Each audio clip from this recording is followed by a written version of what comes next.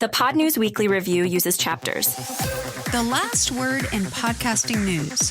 This is the Pod News Weekly Review with James Cridland and Sam Sethi. I'm James Cridland, the editor of Pod News. And I'm Sam Sethi, the CEO of True Fans. Today, what are the Spanish doing to open RSS? Is podcasting taking over TV? And how much money can you make with Patreon? This podcast is sponsored by Buzzsprout, with the tools, support and community to ensure you keep podcasting. Start podcasting, keep podcasting with Buzzsprout.com. From your daily newsletter, the Pod News Weekly Review. James, this is an interesting week. The backlash to Stephen Colbert seems to be that there's a lot of people writing about what is the future of TV, radio and podcasting. Yes. So I wanted to start off with a story that you had from a Spanish broadcaster called RTVE. They're blocking Antennapod. What's this one about? Yeah, so they are blocking a bunch of different podcast apps, but Antennapod is one of those. And what they are trying to do is they are trying to get you to use the RTVE website and the app, basically what they're trying to do. So very similar to the BBC, very similar to other public service broadcasters in Europe. They've done it in a particularly shoddy way, though, in that what they've done is they have a RSS feed, which is published everywhere, which everybody can access. And then obviously the RSS feed is the menu. It links you to the food, in this case, the audio. But the audio is something that they are blocking depending on user agent. And they've blocked Antennapod for some reason. It's not very clear why they've blocked Antennapod. If you change the user agent to something else, then it downloads fine. So they've clearly blocked Antennapod. They're blocking other apps. They basically said many of those platforms were making money from our content, but they have agreements with Apple and with Spotify and with YouTube, who are, making money from their content. So I'm not quite sure what's going on, other than it's yet another public service broadcaster that is really quite keen that the public doesn't actually get to hear their broadcasts, which I've never really fully understood. Okay, so how are they making money? Let's look at Antennapod. They are a free app. They're open source. Yep. How's Antennapod making money? They're not. Full stop. I just want to clarify. They're not, right? Yes. I just wanted to be clear. They're not. Yes, there's no advertising in there. It's free to download. More than that. So I wrote a long time ago, I wrote a piece on the Pod News website all about the unwritten contract between podcast publishers and apps. And it was basically saying that if you're a decent app, you promise to do this. And if you promise to do this, then you expect this from a podcast publisher. And that's basically what the unwritten contract is. Yeah, exactly. And Antennapod is doing everything right, including, by the way, setting a proper user agent, which is the thing that RTVE or RNE is the name of the radio station, RTVE is the name of the broadcaster. That user agent is the thing that they are using to block Antennapod, because they're doing it correctly. Amusingly, if they looked at your website at True Fans and they went, well, we don't like that very much, they couldn't do anything about it, because, of course, your website just uses the user agent of the browser, at least in a browser window, and they can't block those. Because otherwise they block everybody's browser. Getting it wrong sometimes means you get it right. So it's an utter mess. I mean, I wouldn't mind, but, RTVE has trousered a lot of money from the Spanish taxpayer. I think the last time I looked, it was somewhere like 1.2, 1.3 billion euro. One of the things that the Spanish government told RTVE not to do was you can no longer carry advertising. And so all of the money comes straight from the Spanish government. There's even in Spanish law, there is a particular clause in there that says that RTVE must be universally available, available to everyone. And of course, if you really want to dive deeply, the RNE audio app, the Apple Podcast app, the Spotify app, none of those are available on, devices that aren't either Apple or Google. So it's just very irritating, but it's one of the many public service broadcasters, both in Europe but also in Canada, who have done really weird things in terms of access to their audio. So it's this very strange. Yeah, it's this very strange time where you've got the old guard who are desperately thinking, oh my goodness, we need to stay relevant. How do we stay relevant? Well, we have to force people to download our own apps, and we're going to stop our content being available everywhere else. I mean, fine if they want to do that, but please don't break RSS while you do that by still publishing RSS, but just making the audio not work.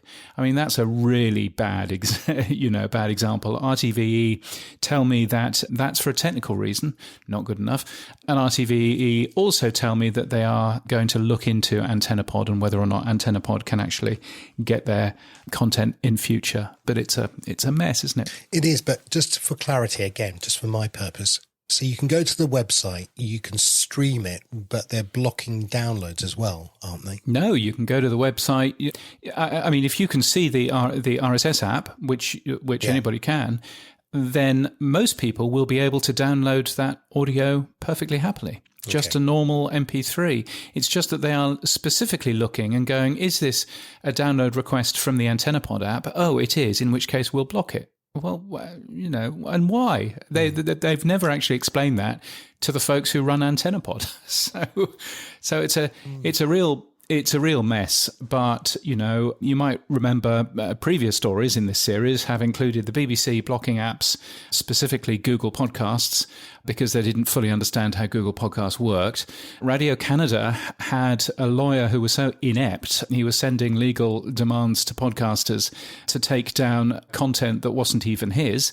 And Danish radio have also been removing shows from Open RSS in favour of its own app. So they're not the first. Doubtless they won't be the last, but it's a bit of a mess. And it's just a typical arrogant public broadcaster view of our content is so excellent, we are going to force you to download our own app. And unfortunately, the world doesn't work that way anymore. No, it doesn't. But coming back to the BBC, the Sounds app is going to close for non-UK audiences next week. Isn't this the same thing? This is the King Canute thing. We're going to hold back the tide of time and technology. We're going to close ranks. We're gatekeepers. We're going to have everything within our walled gardens and hell to everyone else, really. Yeah. What does the BBC think they're going to achieve by closing down everything else then outside the UK? Well, the BBC has obviously international radio in the BBC World Service. You can still hear that on the BBC app, and you can hear that elsewhere as well. It's also got Radio 4, which is all speech. But what it also has, of course, in the UK is it's got Radio 1 and Radio 2, which play lots of music and 6 Music and 1 Extra and all of those things, and local radio and everything else. Can't say I've actually heard any of those radio stations you just mentioned for about a decade. No, well, well, there we are. But there are lots of people who do. And so all of those radio stations all carry music, which of course is not the BBC. The BBC doesn't own the music. And so there has always been this sort of unwritten rule for streaming radio stations, weirdly only for streaming radio stations, that basically says you're fine to broadcast around the world online as long as you don't market your radio stations outside of the area that you're licensed for, and as long as you don't earn any money from those radio stations outside the area that you're licensed for. So as soon as you start marketing to listeners in the US, or you start earning money from listeners in the US, then all of a sudden you've got to pay US music rights. And the same goes for Australia, and the same goes for Norway, and the same goes for, Spain and everything else. And so what the BBC has done is they've got themselves into a little pickle where all of a sudden BBC Studios, the commercial side of the BBC, wants to earn an awful lot of money from non-UK audiences, and has realised that it can't link to any of the BBC's domestic radio stations anymore, because if it does so, then it's then promoting those stations from a website with ads on it, And so all of a sudden, it means that all of those radio stations will have to pay music rights in every single country across the world, which the BBC can't afford to do. So it's a bit of a total mess. And what the BBC has done really weirdly is, if you want to keep on listening to Radio 2, for example, which plays music for 30-something females, if you want to listen to that radio station, great, but you won't be able to listen on a BBC app at all. But you will be able to listen on other apps. So if you want to, go and find TuneIn or something. That'll still have Radio 2 on it globally. But you won't be able to get it from the BBC's apps, because then the BBC might have to pay some music licensing fees. So it's a total utter mess. And they've miscommunicated this all the way for the last six months or so. And they're continuing to miscommunicate all of this, as we go. But yeah, it's a very, very strange old thing. But yes, that's the bizarreness of what's going on with the BBC right now. And what they've also done is close down all of the catch-up radio. So the only way that you can listen to time-shifted radio now outside of the UK is to listen to these things called podcasts, which is, I suppose a thing. Yes. Now, on the back of that, James, then they have their annual report and accounts. So clearly the strategy must be telling us, yay, this closing down and locking down, this is all working wonderfully for them, isn't it? Well, yes. I'm not sure it's working particularly well for them. No, exactly. Yes. I think that's called sarcasm. Yes, no. So if you look at total time spent, which, as you know, is the stat that I care about, total time spent on the BBC Sounds app has not increased at all in the last year, 17.3 million hours a week. Total plays has increased slightly, but not very much. And certainly total audience, well, it's gone up a little bit. The reason why it's gone up a little bit is that last year they cocked up and they got the wrong figures. So they've restated last year's figures as a little bit lower. And now they're saying, and we get more than that now. So that's nice. But those listeners that they do have are getting older.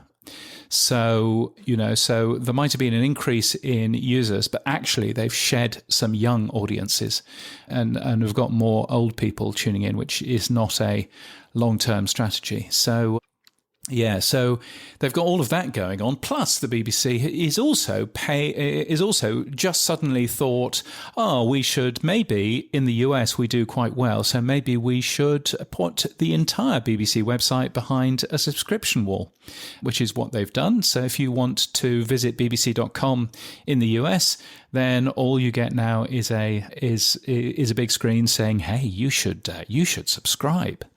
I think it's $6.99 a month for access to the slightly beige news that the BBC ends up making. So yeah, it seems to me like a slow march to irrelevance, to be honest. But that's the way that the BBC is thinking. So there we are. Well, I guess they've got pressure, right? So we here in the UK pay a radio tax, fundamentally a TV tax for the license that we have.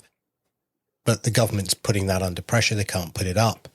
They are losing talent left, right and centre all over the place. And they're losing what I would say is a lot of content rights as well. Most of the things like sport and is gone from them. Yeah. They've got, other channels. So there isn't really much that attracts you back into the BBC as in content.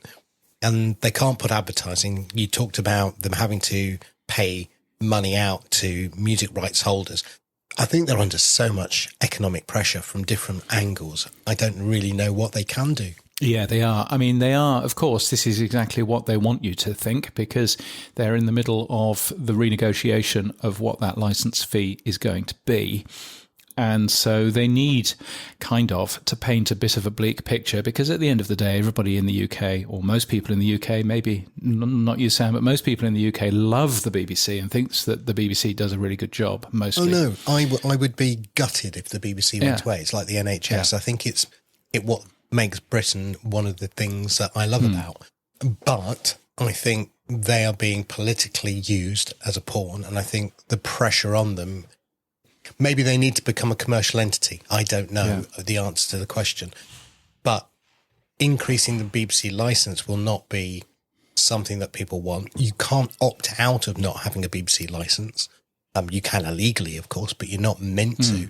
So it's a mandatory tax. So Well, I don't know where they go with you it. kind of can, in that the BBC licence is legally yours to pay if you consume the BBC's television content. Weirdly, radio is free. But the BBC's television content, if you consume that in any way, shape or form, now that is consuming it both live and consuming it on demand through the iPlayer. If you're doing either one of those things, then you are liable for the license fee, but it's kind of an honesty thing, if you like, in that nobody's checking whether or not you've actually paid a license fee to get a TV detector license to get vans. a TV. Yeah, the TV detector license vans, which have never really worked and which certainly won't work now. They never existed. So it's. I mean, the other way of doing it is either the BBC takes advertising, and no one wants that, not even the commercial broadcasters, because that will absolutely get rid of all of their income. So the commercial radio and TV broadcasters don't want the BBC to take advertising. A subscription probably won't work. Certainly you won't get 95% of the UK paying it. So that's an issue. And then you have a look at, well, what are the other options? Well, the other options are a government grant. Come back to RTVE. That's what RTVE gets in Spain. It's a government grant of here's an amount of money direct from the government, and go away and run your services from that. It's the way that the ABC works here in Australia. It's the way that a fair amount of other things work. And the reason why we've got this TV license malarkey is that government has never really wanted to just give tax to the BBC. And so we've got this sort of strange thing that kind of works for the BBC, because then they can say that they're independent of government and all of that. But yeah, it's a difficult thing. I think a government grant, by the way, is the right thing to end up doing. And I think the way of doing that is to actually set it so that it is what's the word I'm looking for? I don't want it joined in with who the government of the day is. So some way of setting the amount of money that the BBC gets that isn't just the government of the day turning around and going, you hate us and you're saying all of these mean things about us. You can only get half the money next year, which has happened for a ton of other broadcasters. So some way in law to make that work. But I'm sure that there's a way in law to make that work somehow. Well, is NPR the equivalent of the BBC? It kind of is, but it kind of isn't. So NPR is a producer of programs. It doesn't own any radio stations. So it's a producer of programs that go onto some of its member stations, which are all independent. NPR gets a little bit of money from the... Gets a lot less money right now. Well, it's only really got... NPR itself has only really got a very small amount, less than 1% of all of the revenue that NPR got from government. Now, Donald Trump has got rid of that money, I understand. That's 1.1 billion. Well, it's 1.1 billion, but it's 1.1 billion for all of public television, which NPR is not, and all of public radio, which kind of NPR really isn't. NPR's got a very small amount of that money. Now, WNYC in New York, or the radio station in Chicago, or the radio station in San Francisco or in LA, those radio stations get direct money from that same pot of $1.1 billion. But that's different money to the money that goes to NPR. So it's all a little bit sort of messy and complicated. And clearly it's bad news for them. Clearly we're seeing stories from individual public broadcasters in the US saying we're going to have to fire a ton of people. So, it's not good news coming out of the US either. And frankly, I mean, the media is in a bad place anyway, regardless of just looking at the public broadcasters. I mean, commercial broadcasters are really struggling. I was talking with one commercial broadcaster who was saying that total revenues for them are down 15% this year so far. Others are talking about even larger numbers. So it's really hard for them too. So it's it's a difficult place to be, which is why it's interesting seeing how podcasting is continuing to succeed right now and continuing to get more of the money. A quick question, because it's just top of mind in the revenue that commercial operations get. Do you watch any adverts, James? I do not. No. No. No, nor do I. I pay to get... Why is that, James? Yeah, because I'm rich enough. And so I pay to get rid of them on YouTube. I don't watch very much on-demand commercial TV here, or even live commercial TV here. And so I'm either consuming the public broadcaster or I have paid to get rid of them, yeah. Yeah. And that's the problem that they're all facing, that they don't seem to have an answer to, is that the advertisers who want to reach the ABC ones, the 18 to 40 or 55-year-olds, I'm outside of that bracket now, you're in it. And I'm CDE now, I think. I'm old. No. Oh, old yes. man, no, CDE. Old man. No, you're definitely not CDE. You drive a Range Rover. I'm OAP, You're definitely still ABC One. Definitely still ABC One. Interestingly, I only learned that ABC One, by the way, ABC One and C2DE, those are things in the UK, and no one else understands whenever you talk about ABC Ones are educated people who are richer than everybody else and are better educated, essentially. And C2DEs are, manual workers, people that left school at the age of 16, et cetera, on a very broad brush basis. Nothing to do with age, though. And so you can be old or young and fantastically rich or fantastically not. But I only mention that, moving on, I only mention that because fundamentally, if you have a situation where advertisers are trying to get into podcasting, TV, whatever, radio, and the advertisers are getting blocked out because people are paying to block them out, then there is a problem there. Now, we've talked about that before, but I just wanted to mention it in the light of commercial revenues.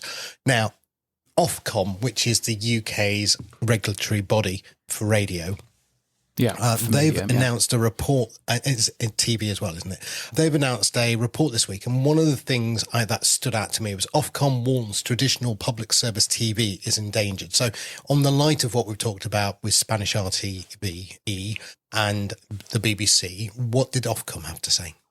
Well, so they've made a number of recommendations. So they have to do this every 2 years, which is interesting.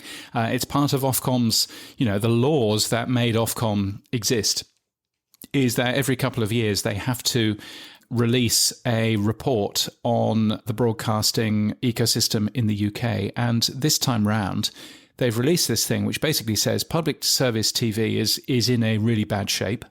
And public service TV in the UK, by the way, is all of the big legacy broadcasters, BBC, Channel 4, Channel 5, ITV. They all have public service broadcaster things that they have to do. So kids TV or, news, a particular amount of news and all this kind of stuff. They told to do all of those things so that they get access to the spectrum, essentially. And what Ofcom is saying is that they're in trouble. Ofcom is saying that, if TV goes away, if broadcast TV goes away, then we need more clarity on what that means for the media. I'm sure the media would agree there. They're saying that broadcasters must work more together and with global tech firms to survive. And then they say, urgent steps must be taken to ensure that public service media content is easy to find and discover on third-party platforms, which is interesting because that goes back to the RTVE conversation. Mm-hmm. They are pulling all of their content off third-party platforms, yet in the UK, the UK regulator is saying, no, you should be easy to find and discover on these platforms, one of them being YouTube. And so they're basically, my suspicion is that they will be talking to YouTube and basically saying, you must now have X% of all of the content which is on your website or in your algorithms or whatever it is must be from a public service broadcaster.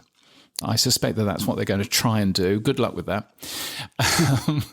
But, because, Ofcom only 10 years or so ago, Ofcom are the people that run the electronic program guide on your TV. So when we first got satellite TV and it first had this beautiful electronic program guide and where all of the channels were, and there was the BBC and there was Sky and there was BBC News and blah, blah, blah. Ofcom is the regulator for that too.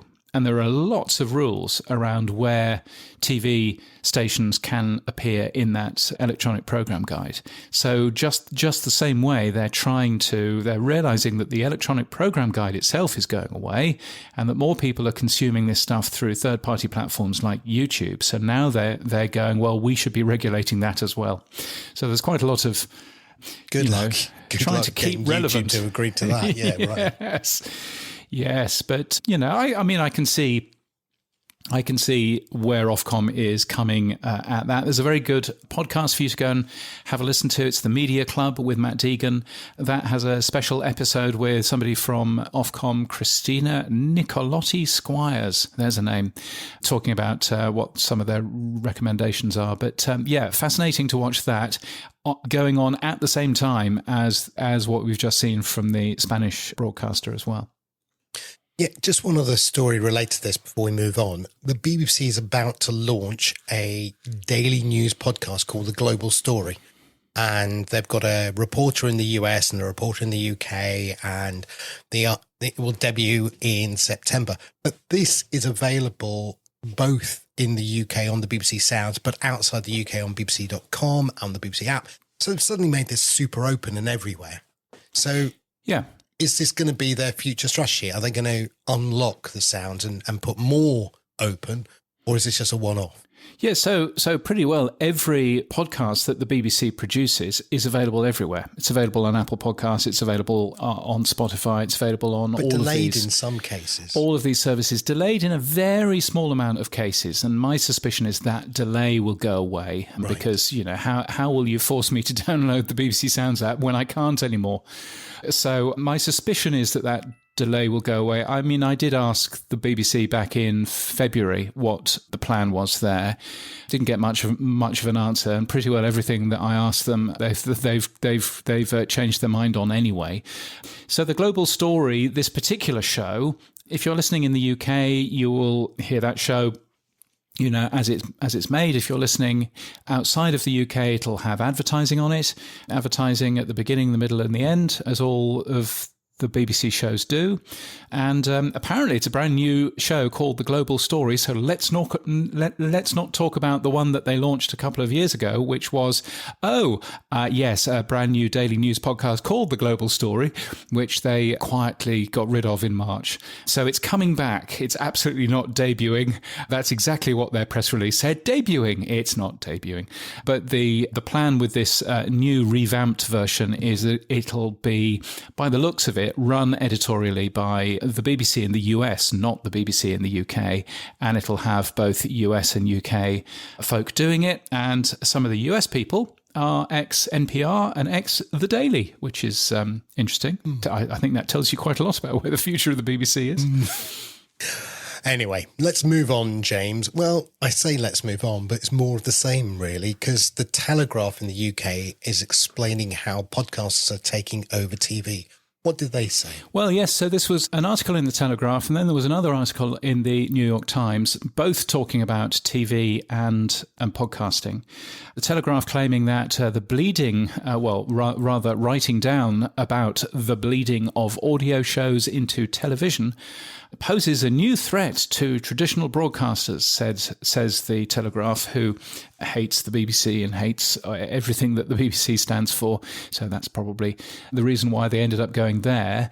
The New York Times was interesting because they had anecdotes from their readers saying how they watch podcasts, and most of them said it's on the telly while I'm doing something else. It's almost as if it's something for the ears when the eyes are busy. It's almost that. So I should get some stickers made. That would be nice. So did you put a trademark at the end of that then? So some really interesting stuff going on there. And, of course, Edison Research's Podcast Consumer 2025 study came out yesterday and again said a lot of stuff about video podcasts. So over half of the US has now watched a video podcast. 37% have watched one in the last month. And so video podcasts are definitely a thing, albeit, it's kind of, where does a podcast stop and where does a TV show start? Well, I think video podcasts are the new TV. That's my opinion. I mean, the report said I think podcasts could become the kind of new basic cable television. I think I agree with them. And I think live podcasting, if we get it right, could be the new radio. I mean, we've talked about for many years me watching my teenage children who are now in their 20s, how they consume video content on YouTube. And it's like in the corner, they're listening to it and then they'll just look at it occasionally. We've talked about YouTube saying that, smart TVs are their biggest platform. I think, we just have to get used to the idea that the younger generation is consuming content in that way. And we talked about the BBC report, which is getting older and a different demographic, and they are using traditional gatekeeper models because that's what they're used to.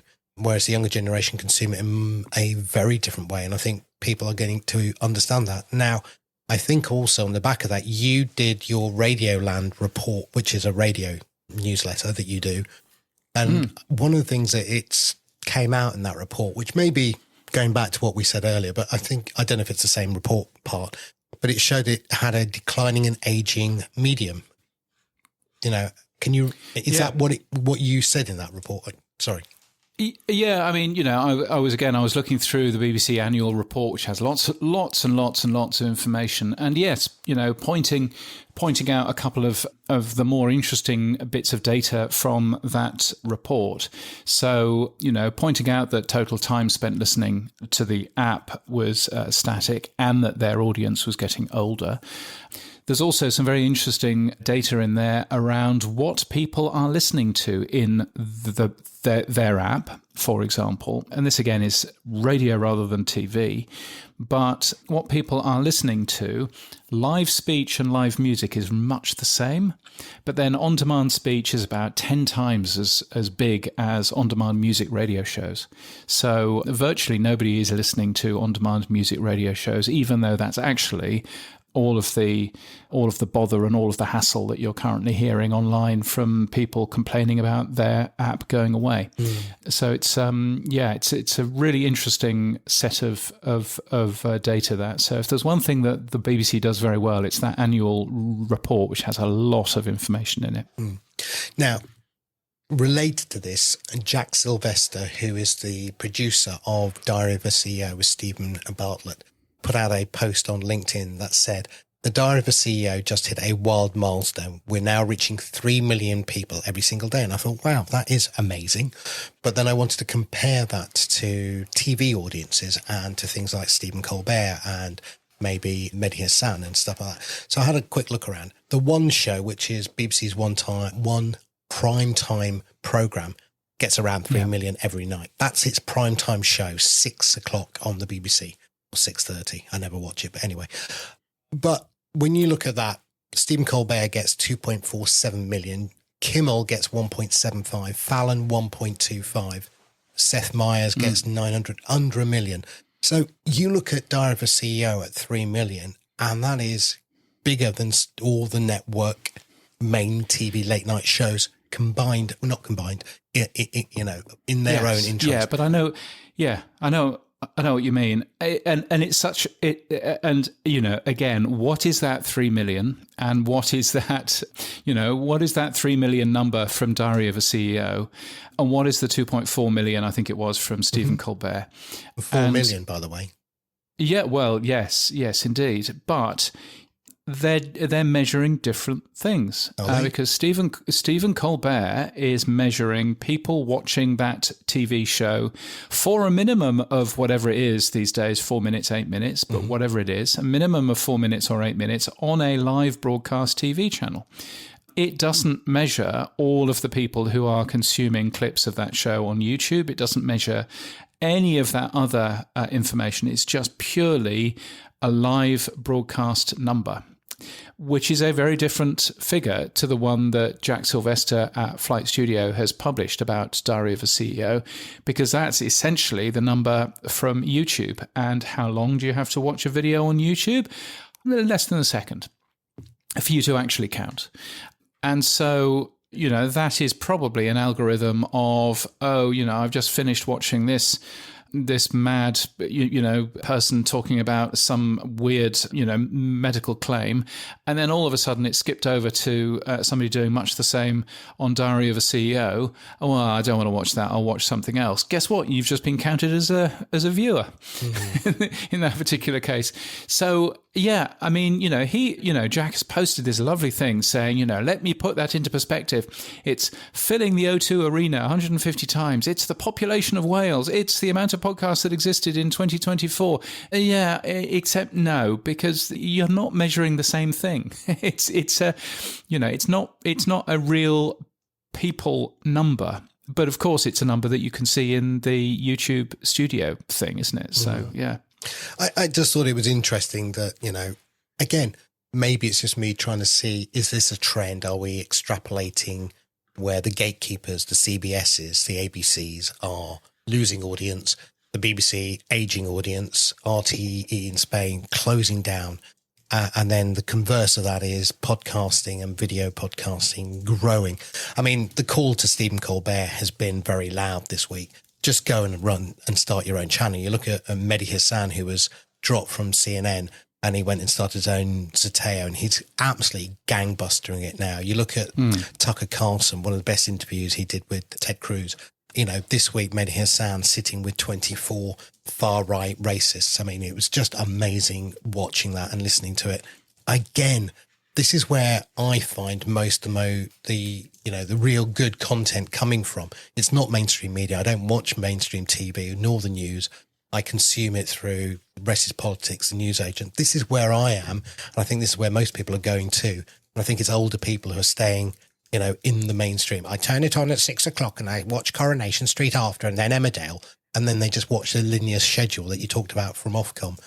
I think we're seeing a massive shift in trend, and I can see Kimmel, Fallon and the others going, hang on a minute, I could probably make more money doing what these guys are doing now.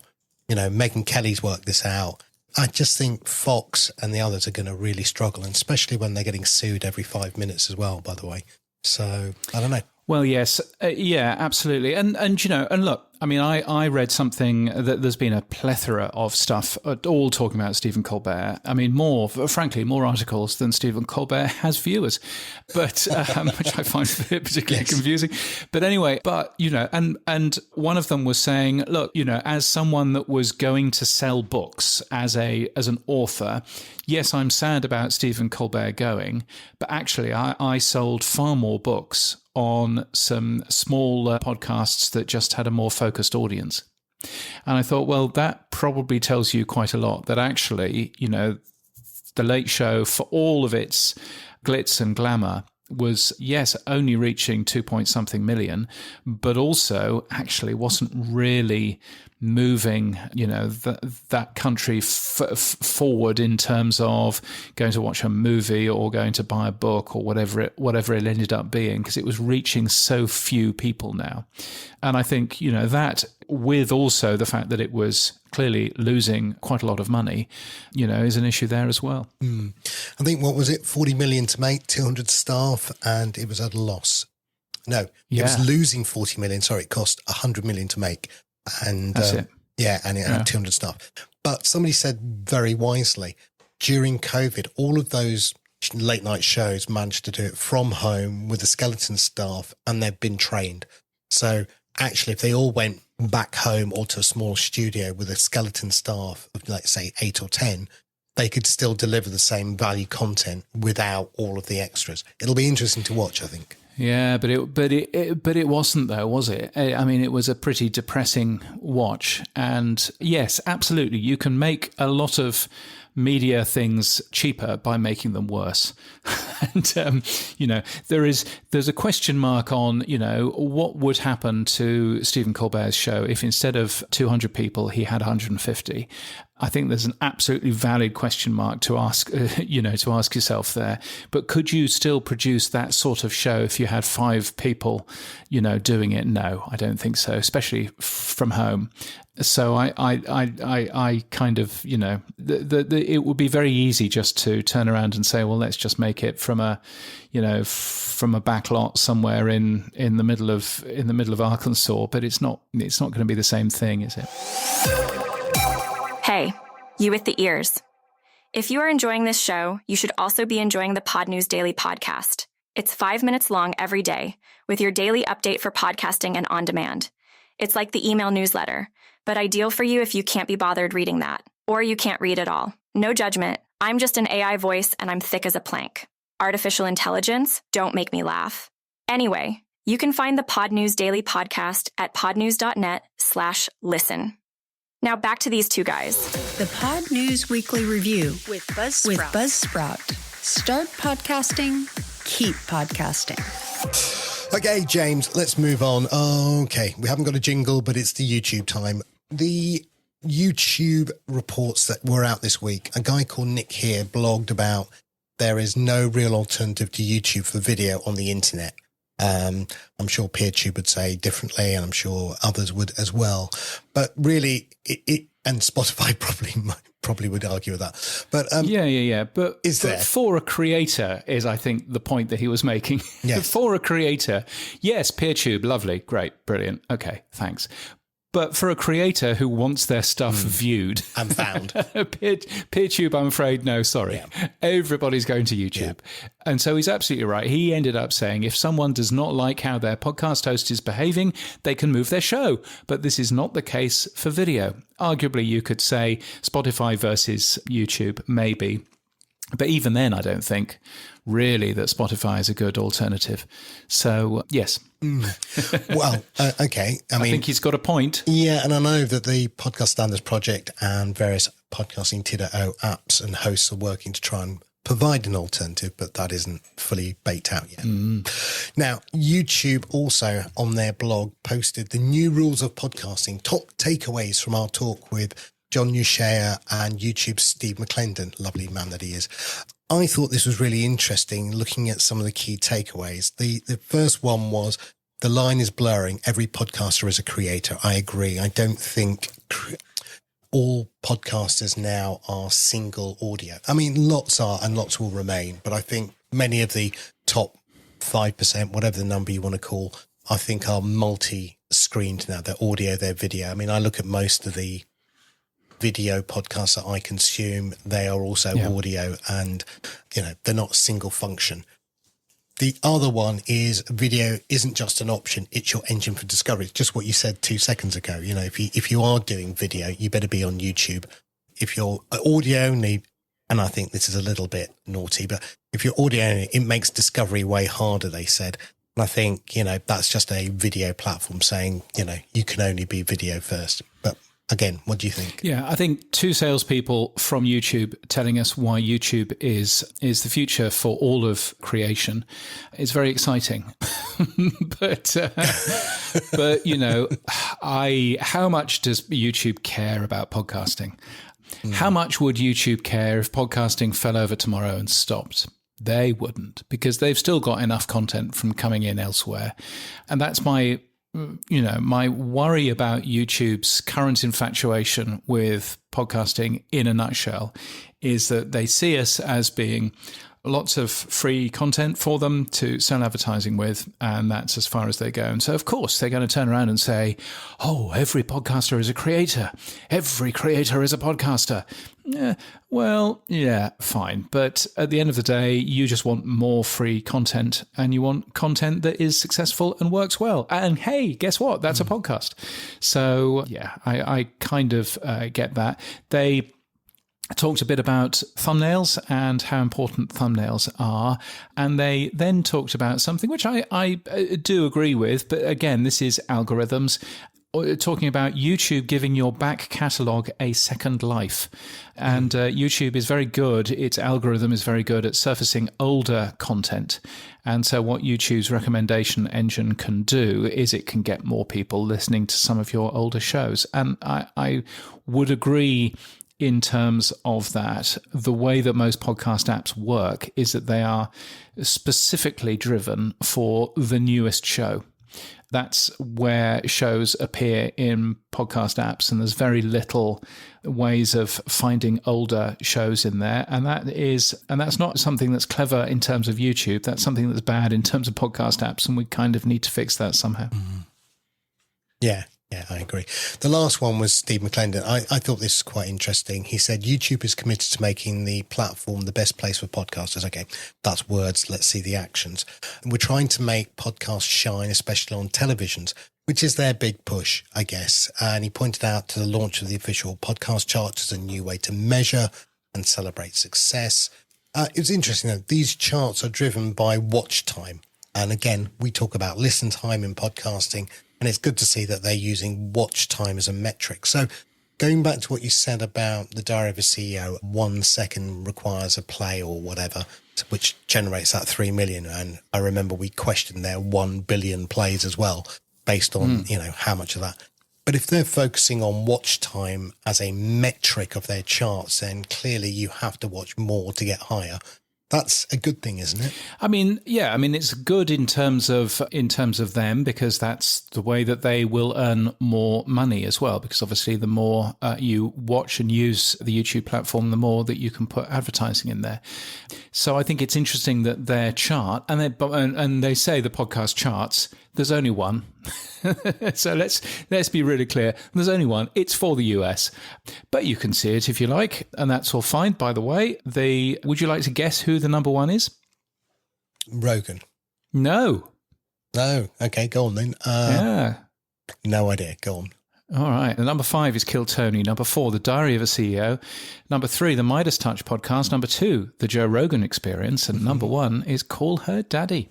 Oh, I was going to say Mel Robbins. Okay. Yeah. No, she is nowhere in here that I can see. Weird. Strangely, it was number 1 everywhere a little while back. Yes. No, I thought so too. There are some very strange ones as you go a little bit further down. Quite a lot of these, of course, is the definition of a podcast. So it comes back to that.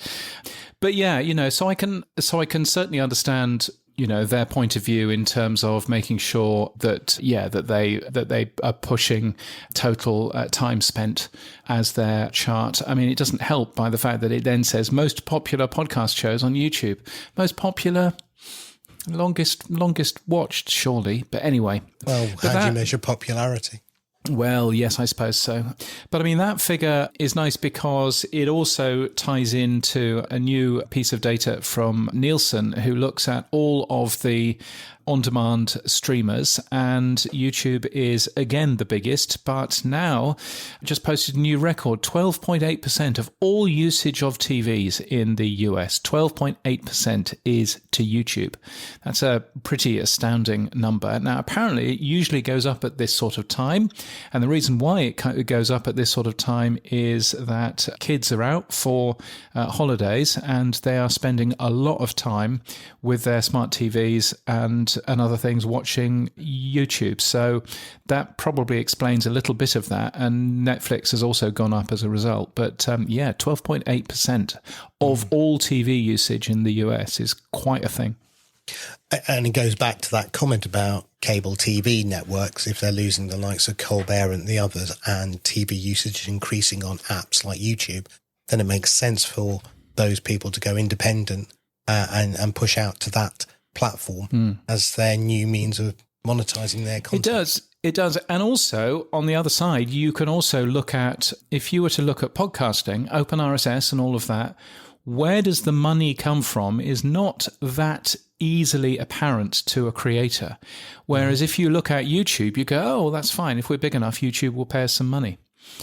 And so I don't think we've got even the story right to creators in terms of open RSS, because open RSS, of course, is not built to earn money. Now, moving on then, literally moving on then, Patreon and other paywalls.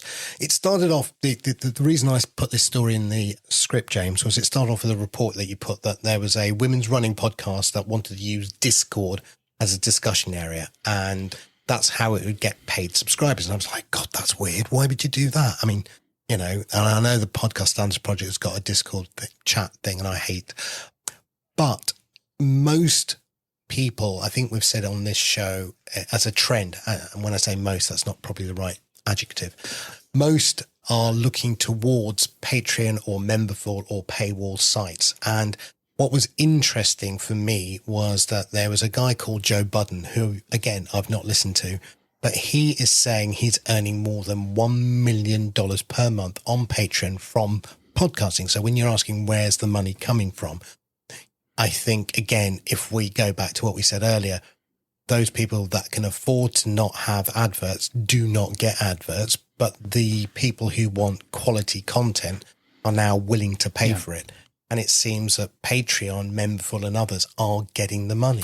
Yes, but this is this is in the US particularly, although, it'll be interesting to understand from Girlhanger what's going on in terms of I think they use supporting cast for their tool. So it'll be interesting to find out what they're doing there. But certainly in the UK, in the US, yes, you're right. I mean, Joe Budden saying that he's earning more than $1 million a month on Patreon. By the way, he's not just saying that. The New York Times have seen his figures, as indeed Patreon have, because Patreon were the people who sent me the story and said, look how big we are. And, and Patreon ended up saying, look, the reason why Joe Budden has released these numbers isn't just because he's very proud. He also wants to point out that it's possible for creators to maintain control over their IP and audience, stay independent, and still build massive sustainable businesses on Patreon.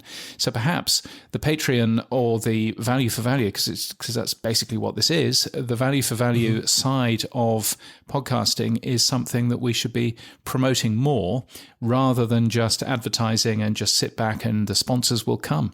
Yeah, I know. And look, we've been talking about the funding tag and the adoption of it, and that's linking out to, say, Patreon. I think we talked about, and I said I think Spotify will soon, though, work out that actually the SOA, the Spotify Open Access, which was their way around the Apple tax, is actually not smart, and they will actually cut ties with the sites like Patreon, because they'll say, actually, that's money that's sitting on the table that we've been giving away that we can now take. So I think Patreon right now is in a Goldilocks moment, right? That they are, allowing creators to earn significant revenue. The funding tag's pointing to them and Memberful and others. They're doing very well with SOA and other things, but I think they are, and I've said it before, they're my target. They're the type of company that I want to go after. I think advertising-driven podcasting is under significant pressure because I think I've said on numerous occasions, I don't think the metrics of measurement are very good currently. And I think people are willing now more to pay for quality content. And I think content creators don't want the interruption of a Casper mattress in the middle of their show when that interrupts the flow. So I think, again, I'm just looking at trends here. I think we're seeing gatekeepers on mainstream media. I think the pressure's on them. I think we're also seeing a pressure now on content creators to earn money. But the interesting thing with Substack, which is the opposite to Patreon, well, it's not the opposite, but it's an alternative. I think they're the really interesting one to watch for me, because they are building customer portals or creator portals, which is what Adam Curry was talking about, which anyone who's listened to this show will know he's called the Rachel Maddow problem. It's this destination endpoint. So YouTube is not a destination endpoint. Spotify is not a destination endpoint because you can't brand it. You can't own the URL. You can't create your home on the web, get your own.com. But the Zeteo media network run by Mehdi Hassan runs on Substack. They had a newsletter. But if you look at it now, it's Zeteo.com, which is actually a Substack platform. And they've got their merch, and they've got their donate, and they've got their podcasts, and they've got their blogs, and they've got their newsletter. And it is that, I think, is the future. Personally, for me, where I think this is all going, creators are going to aggregate all their audio, video, and news and everything, and events and everything. And he does live podcasting from there as well. I think it's a really interesting platform. Yeah, it's definitely interesting. Doing it under your own.com, of course, makes the most amount of sense. And whether or not you use Substack under the hood or supporting cast or other people, then, all of that makes sense. I think this, Substack is, it's a slicker WordPress in many ways. And and I think it's, it's certainly interesting. But, you know, I mean, obviously the best way to do it, if you possibly can, is to have everything using your own code on your own .com. Yeah. You know, that certainly helps too. We won't see that. You can do that. No, indeed. I can do that, and many other people can't. So yes, totally get that. By the way, Patreon is not cheap either. So they've just announced their new prices, and this is prices for new creators. So if you jumped on a long time ago, then you're still paying the prices then. But if you're a new creator, from August 4th, you'll be paying 10% of all of the revenue that comes in goes straight to Patreon, which is still considerably lower than Apple charge, but you know. Well, is it because Patreon had to pay Apple, if you remember, 30% increase? Yeah, but that's not Patreon paying that. That's the creator that ends up paying that. Yeah, so it's a double whammy, isn't it? You're saying Patreon's prices have gone up, and now you've got the Apple tax on top as well. Yes. So you've got that. You've got that too. So yeah, you know, interesting to see how Patreon is doing, but certainly interesting, you know, to see Joe Budden, who is the biggest creator on the Patreon platform, now earning more than $1 million a month, which is nice. But, you know, I mean, there was another piece from Jordan Harbinger who posted on LinkedIn basically saying, look, I only promote stuff that I'm a fan of. And that's a lovely, unique place to be, Jordan. And I'm very pleased that you only promote things that you're a big fan of. At the end of the day, you know, there's also money to earn for your family and everything else. And I can't imagine that, you know, Alistair Campbell and Rory Stewart, you know, massive big fans of NordVPN, for example, or Fuse Energy, or whoever else their advertisers are. So I do think that there's, you know, yes, obviously don't promote awful stuff. Also, yeah, there is a bit of realism in that too.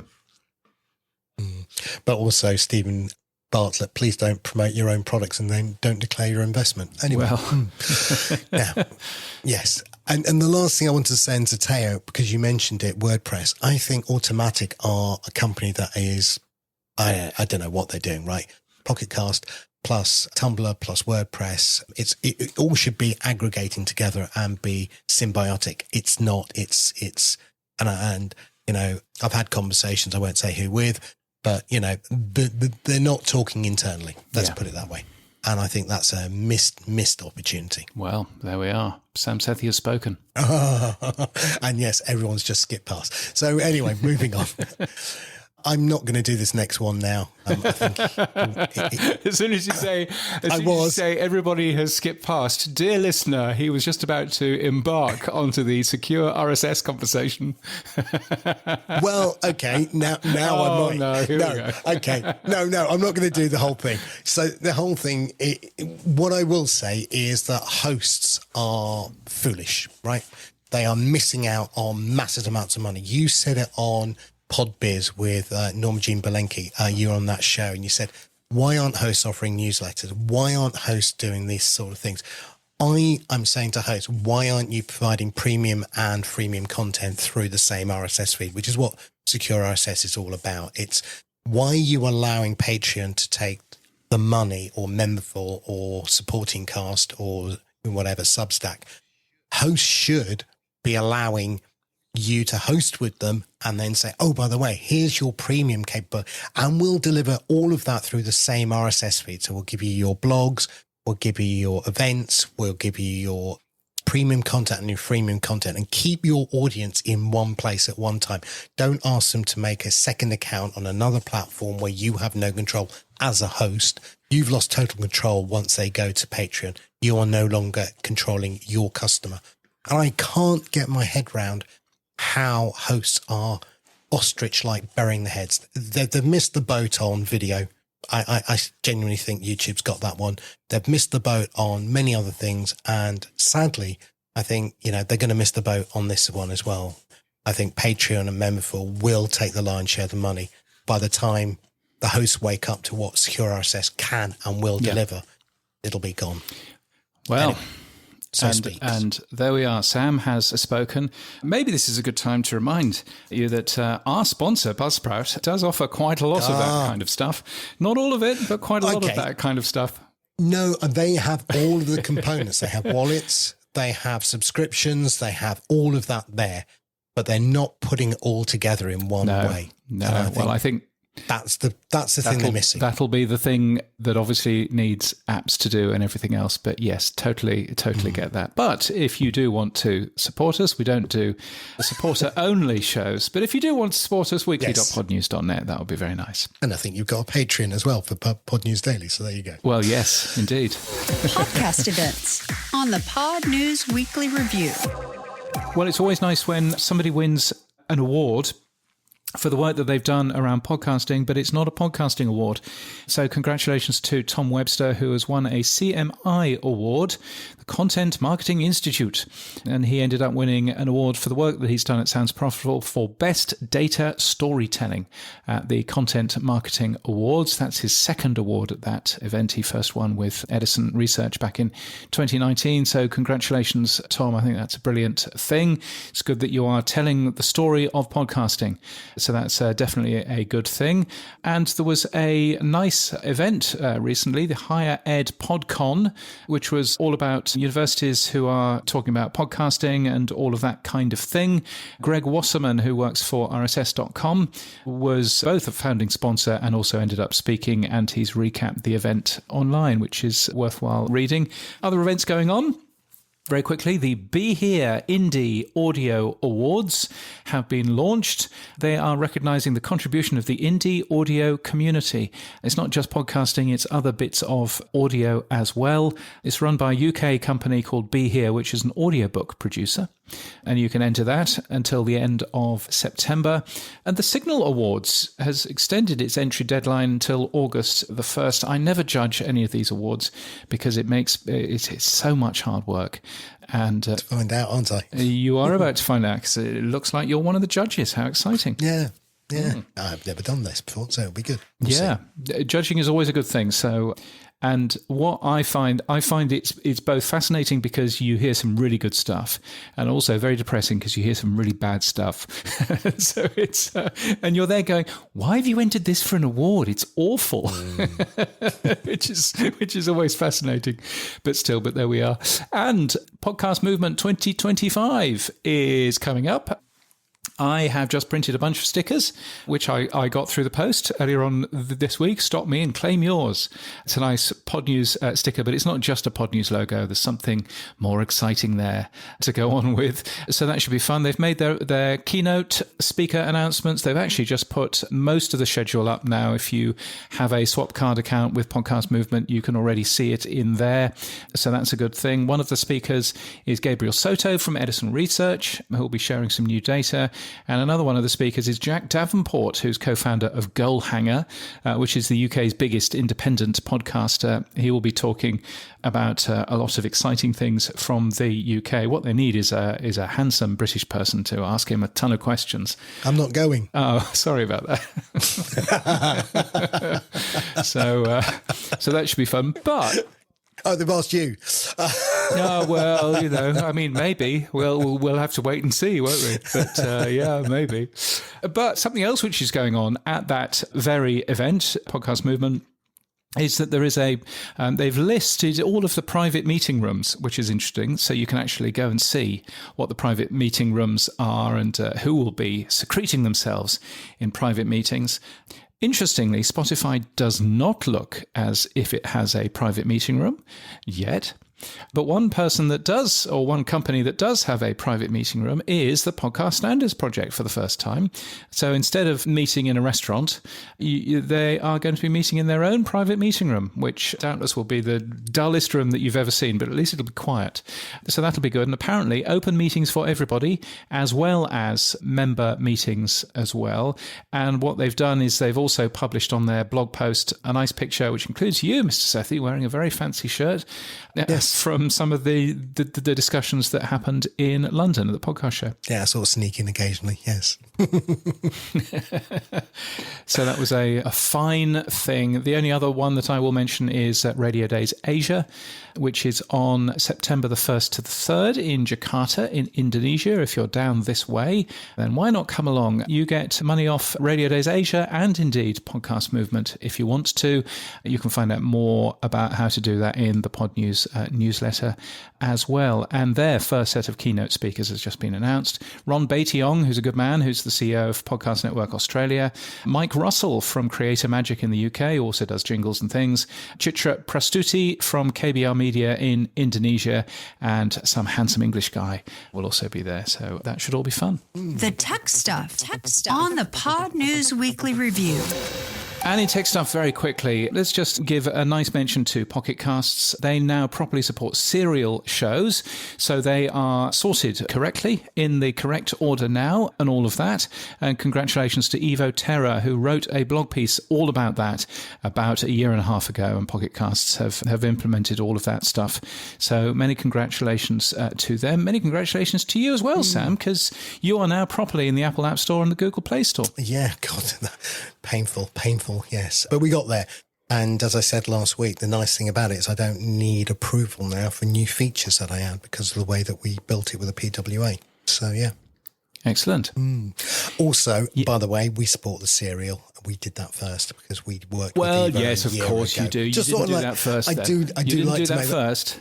Well, we didn't do it first. We did 4 Pocket Casts. Then okay. Yes. Let me put it that correct. way. Our favorite time of the week, it's the Pod News Weekly Review inbox. Yeah, so many different ways to get in touch with us. There's fan mail, there's super comments, there's boosts, or email as well. No boosts for the first time ever. Oh. No boosts for the first time ever. No fan mail either. Oh dear. So we just need to say thank you to you for listening. Please do get in touch, though, if you'd like to. weekly@podnews.net is an email address, if you'll find that easier. And thank you to John McDermott, James Burt, to Rocky Thomas, to Rachel Corbett, and many others for being our excellent power supporters. We're now on 21, if you'd like to join those, weekly.podnews.net. What's happened for you this week, Sam? Well, pulled my hair out, but got the Google Play Store app done, and we did a demo of HLS, or low latency HLS, now working from everything from 320 up to 4K. So that's all good, and we're pushing ahead with some of the plans around hosting. So that's all good. Yeah, that's what we've been working on. Excellent. And you're a busy man doing business conversations with all kinds of people. Yes. I know. So I will probably leave you to do those conversations with all kinds of people, and I will wrap up if you like. Thanks, James. And that's it for this week. There you go. All of our podcast stories taken from the Pod News daily newsletter at podnews.net. You can support this show by streaming sats. Yes, you can. You can give us feedback using the Buzzsprout fan mail link in our show notes. You can send us a super comment or a boost, or you can become a power supporter like the 21 people that already do that at weekly.podnews.net. And thank you to all of you for that. Our music is from TM Studios. Our voiceover is Sheila D. Our audio is recorded using Clean Feed. We edit with Hindenburg, and we're hosted and sponsored by Buzzsprout. Start podcasting. Keep podcasting. Get updated every day. Subscribe to our newsletter at podnews.net. Tell your friends and grow the show. And support us. The Pod News Weekly Review will return next week. Keep listening.